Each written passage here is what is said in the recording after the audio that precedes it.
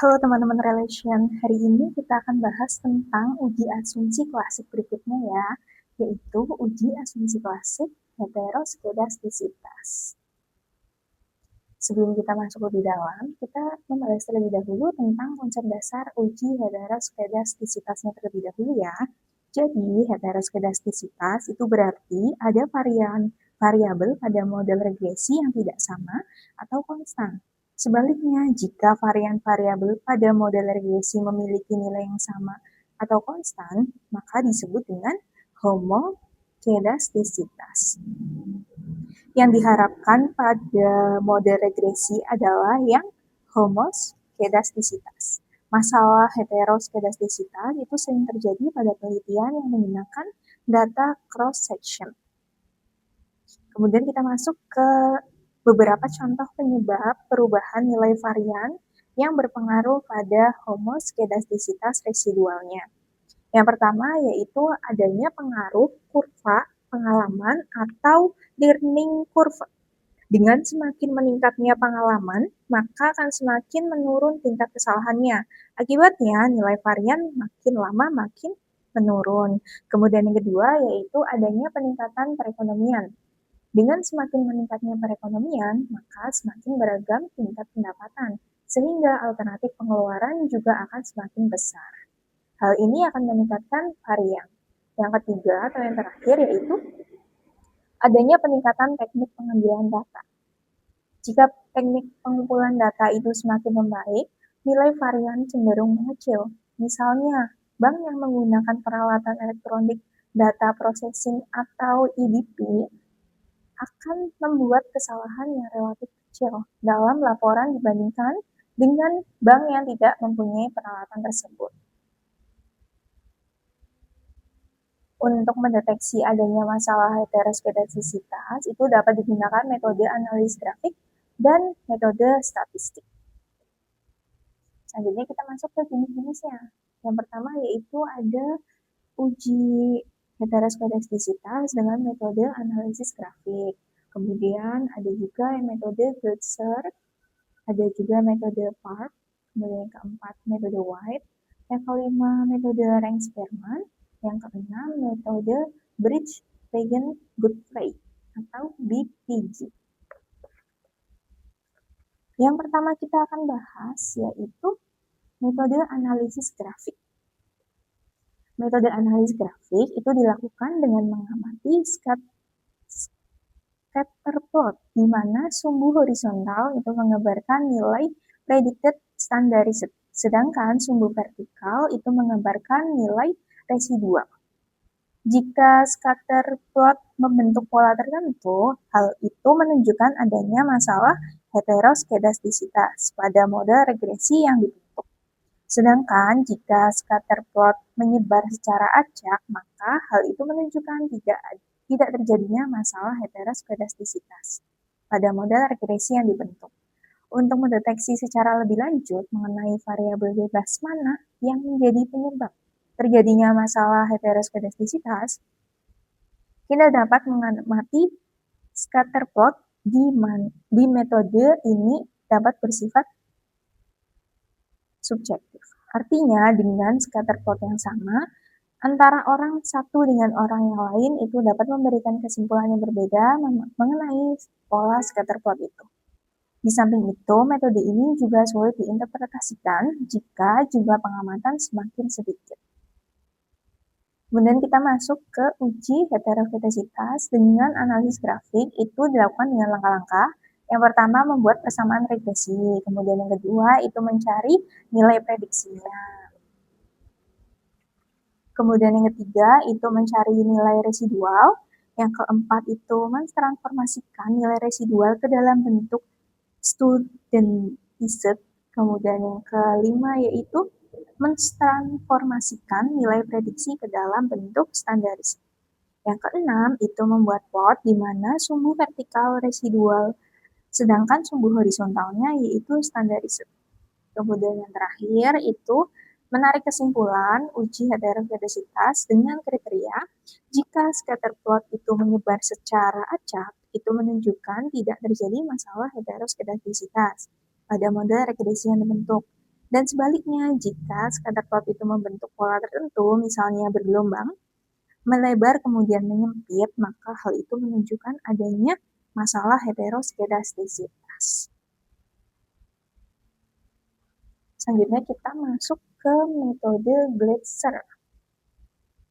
Uji heteroskedastisitas dengan metode Gleitzer dilakukan dengan meregresi semua variabel bebas terhadap nilai mutlak residualnya. Jika terdapat pengaruh variabel bebas yang signifikan, itu terdapat nilai mutlak residualnya. Maka dalam model terdapat masalah heteroskedastisitas. Oleh karena itu, persamaan yang digunakan yaitu yang sudah kami cantumkan di layar. Uji heteroskedastisitas dengan metode Gleitzer itu dilakukan dengan langkah-langkah. Yang pertama yaitu membuat persamaan regresi, kemudian yang kedua yaitu mencari nilai prediksinya. Yang ketiga yaitu mencari nilai residualnya. Yang keempat memutlakkan nilai residualnya. Yang kelima yaitu meregresikan variabel bebas terhadap nilai mutlak residualnya. Kemudian yang keenam itu menarik kesimpulan uji heteroskedastisitas dengan kriteria bahwa jika variabel bebas signifikan terhadap nilai mutlak residualnya, maka terjadi masalah heteroskedastisitas dan juga sebaliknya. Selanjutnya kita masuk ke uji heteroskedastisitas dengan metode PARC. Pengujian heteroskedastisitas dengan uji PARC dilakukan dengan meregresikan semua variabel bebas terhadap nilai Ln residual kuadrat. Jika terdapat pengaruh variabel bebas yang signifikan oleh nilai Ln residual kuadrat, maka dalam model terdapat masalah heteroskedastisitas. Oleh karena itu, persamaan yang digunakan yaitu yang sudah kami cantumkan di layar. Kemudian, untuk uji heteroskedastisitas menggunakan metode PARC ini, itu dilakukan dengan langkah-langkah. Yang pertama yaitu membuat persamaan regresinya, kemudian yang kedua mencari nilai prediksinya, yang ketiga mencari nilai residualnya, yang keempat mengkuadratkan nilai residualnya, yang kelima yaitu mentransformasikan nilai residual kuadrat ke dalam bentuk Ln, yang keenam yaitu meregresikan variabel bebas terhadap nilai Ln residual kuadrat, yang ketujuh yang terakhir yaitu menarik kesimpulan uji heteroskedastisitas dengan kriteria jika variabel bebas signifikan terhadap nilai Ln, maka terjadi masalah heteroskedastisitas dan sebaliknya. Selanjutnya kita masuk ke uji heteroskedastisitas dengan metode White. Uji heteroskedastisitas menggunakan uji White dilakukan dengan meregresikan semua variabel bebas. Variabel bebas kuadrat dan perkalian atau interaksi variabel bebas terhadap nilai residual kuadratnya. Jika X kuadrat itu dihitung lebih besar dari X kuadrat tabel, kemudian jumlah variabel bebas, maka dalam model terdapat masalah heteroskedastisitas. Nilai X kuadrat itu dihitung dengan metode diperoleh dari M kali R kuadrat, di mana M-nya itu merupakan jumlah pengamanat, sedangkan R kuadratnya itu koefisien determinasi regresi tahap kedua. Jika mode regresi yang akan kita uji itu memiliki dua variabel bebas, yaitu X1 dan X2, maka persamaan yang digunakan untuk uji heteroskedastisitas menggunakan metode White adalah yang sudah kami cantumkan. Kemudian, uji heteroskedastisitas dengan metode White itu dilakukan dengan langkah-langkah. Yang pertama yaitu membuat persamaan regresi. Yang kedua yaitu mencari nilai prediksinya. Yang ketiga yaitu mencari nilai residualnya. Yang keempat, mengkuadratkan nilai residualnya. Yang kelima yaitu menghitung nilai kuadrat variabel bebas dan nilai perkalian atau interaksi antar variabel bebas. Yang keenam yaitu meregresikan variabel bebas kuadrat variabel bebas, kemudian perkalian antar variabel bebas terhadap nilai mutlak residualnya. Yang terakhir yaitu menarik kesimpulan uji heteroskedastisitas dengan kriteria jika variabel bebas signifikan terhadap nilai mutlak residualnya, maka terjadi masalah heteroskedastisitas dan sebaliknya. Selanjutnya kita masuk ke metode Renz-Spearman.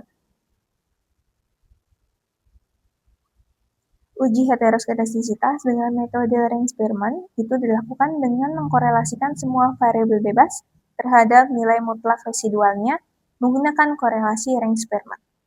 Jika terdapat korelasi variabel bebas yang signifikan positif dengan nilai mutlak residualnya, maka dalam model regresi yang dibentuk terdapat masalah heteroskedastisitas. Jika model regresi yang akan kita uji itu memiliki dua variabel bebas, yaitu X1 dan X2, maka persamaan yang digunakan untuk uji heteroskedastisitas dengan menggunakan metode Range-Spearman adalah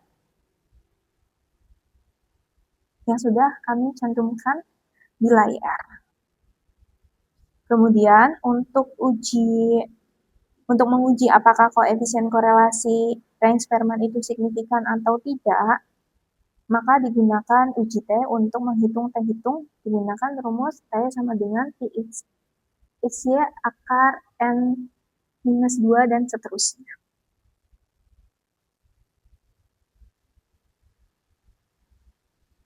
Kemudian untuk uji Range-Spearman ini dilakukan dengan langkah-langkah. Yang pertama yaitu membuat persamaan regresi, kemudian yang kedua itu mencari nilai prediksinya, yang ketiga yaitu mencari nilai residualnya, yang keempat yaitu memutlakan nilai residualnya, yang kelima yaitu mengkorelasikan variabel bebas terhadap nilai mutlak residualnya dengan analisis korelasi Range-Spearman. Yang keenam yaitu menarik kesimpulan uji heteroskedastisitas dengan kriteria jika variabel bebas berkorelasi signifikan terhadap nilai mutlak residualnya, maka terjadi masalah heteroskedastisitas. Kemudian lanjut ke metode Brins-Pagan-Godfrey atau BPG. Untuk metode BPG ini itu dilakukan dengan langkah-langkah. Yang pertama yaitu membuat persamaan regresi. Kemudian yang kedua yaitu mencari nilai prediksinya. Yang ketiga yaitu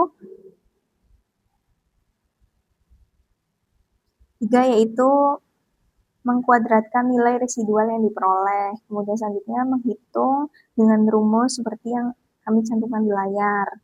Kemudian menarik kesimpulan uji heteroskedastisitas dengan kriteria jika X kuadrat itu hitung lebih besar dari X kuadrat tabel, maka terjadi masalah heteroskedastisitas dan sebaliknya. Dan selanjutnya yang terakhir yaitu kita akan bahas tentang cara mengatasi pelanggaran heteroskedastisitas.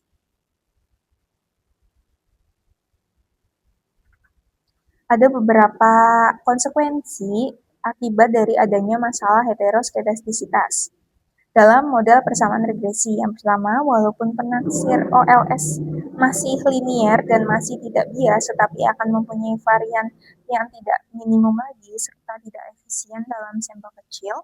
Lebih lanjut, penaksir OLS juga tidak efisien dalam sampel besar. Kemudian yang kedua, formula untuk menaksir varian dari estimasi OLS secara umum adalah bias, di mana bila penaksir secara a priori seorang peneliti tidak dapat mengatakan bahwa bias tersebut akan positif atau negatif, akibatnya confidence interval dan juga hipotesis yang didasarkan pada uji T dan nilai distribusi F itu tidak dapat dipercaya. Kemudian yang ketiga yaitu prediksi atau variabel bebas terhadap nilai variabel tergantung yang didasarkan pada koefisien parameter variabel bebas dari data awal atau data asli akan mempunyai varian yang tinggi sehingga prediksi tidak akan efisien. Lebih lanjut, karena prediksi dari varian meliputi varian dari faktor pengganggu dari taksiran, parameter, atau variabel bebas tidak akan minimal bila ditemukan adanya masalah heteroskedastisitas dalam model empiris yang sedang diestimasikan. Sekian dulu pembahasan kita pada hari ini ya.